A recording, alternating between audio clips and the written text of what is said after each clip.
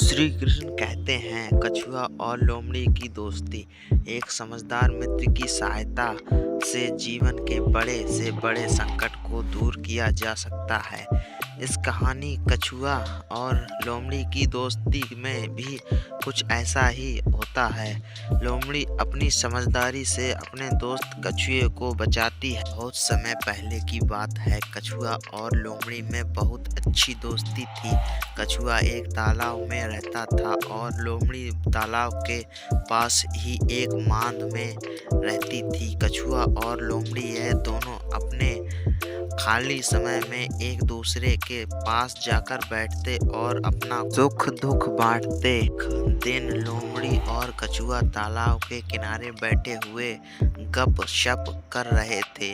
तभी वहां पर एक तेंदुआ आ गया। दोनों तेंदुए को देखकर अपनी अपनी जान बचाने के लिए घर की तरफ भागे। लोमड़ी सरपट दौड़कर अपनी मांद में छिप गई।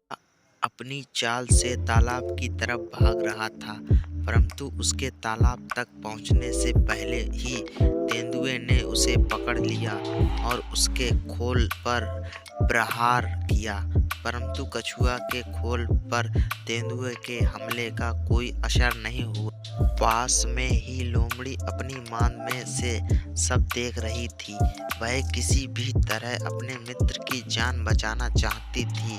लोमड़ी के चालाक दिमाग में एक युक्ति सूझी। वह तेंदुए से बोली, तेंदुए भाई, इस कछुए का खोल बहुत मजबूत है, यह इस तरह नहीं टूटे। अब इसे तालाब के पानी में डाल दो, पानी में इसका खोल गल जाएगा, तब आप इसे आराम से खा सकते हो। तेंदुए को लोमड़ी की बात अच्छी लगी और उसने कछुए को तालाब के पानी में डाल दिया। अब क्या था, कछुआ जो चाहता था वो उसे मिल गया। कछुआ धीरे से तालाब के अंदर छिप गया। इस तरह लोमड़ी ने चालाकी से उसके दोस्त की मदद की और उसकी जान बचा ली। एक समझदार मित्र की सहायता से जीवन के बड़े से बड़े संकट को दूर किया जा सकता है। गधों का सत्कार धोबी गधे का इस्तेमाल करते हैं, यह बात तो हम सभी को पता है, लेकिन धोबी ने कब से गधों का इस्तेमाल करना शुरू किया, कैसे किया, यह आप में से कई सारे लोग नहीं जानते होंगे। इस कहानी में यही बताया गया है कि धोबी ने गधे का इस्तेमाल करना कब से शुरू किया। बहुत समय पहले की बात है।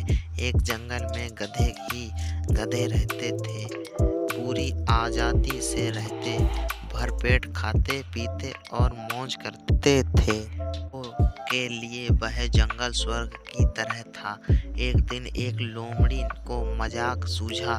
उसने मुंह लटकाकर गधों से कहा कि मैं चिंता से मरी जा रही हूँ और तुम इस तरह मौज कर रहे हो। पता नहीं कितना बड़ा संकट सिर पर पहुंचा है। गधों ने उत्सुकता से पूछा, दीदी भला क्या हुआ? तो बताओ, लोमड़ी ने कहा, मैं अपने कानों से सुनकर और आंखों से देखकर आई हूँ। जंगल की झील की मछलियों ने एक सोना बना लिया है और वे अब तुम्हारे ऊपर चढ़ाई करने वाली हैं। उसके सामने तुम्हारा ठहर सकना कैसे संभव होगा, इसीलिए तुम्हारे लिए बहुत चिंतित हूँ। गधे असमंजस में पड़ गए। उन्होंने सोचा, व्यर्थ जान गंवाने से क्या लाभ, चलो कहीं अन्यत्र चलो। सारे गधे जंगल छोड़कर गांव की ओर चल पड़े। सबके दिमाग में एक ही बात चल रही थी कि इससे पहले कि मछलियां हम पर हमला करें, दूर हो सके निकल जाने में ही भलाई है।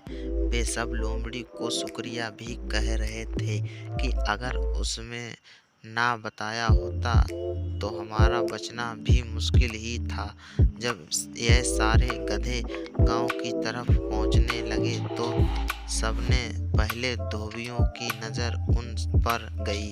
इस प्रकार घबराए हुए गधों को देखकर गांव के धोबी ने उनका खूब सत्कार किया। गधों ने अपनी पूरी आपबीती धोबियों को सुनाई।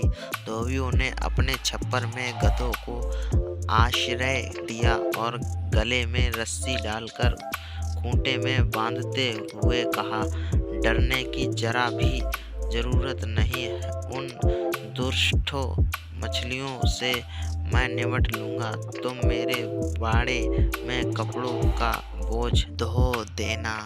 गधों की घबराहट तो दूर हुई, पर अपनी मूर्खता की कीमत उन्हें चुकानी पड़ी। कहा जाता है कि तभी से धोबी गधों का इस्तेमाल करने लगे।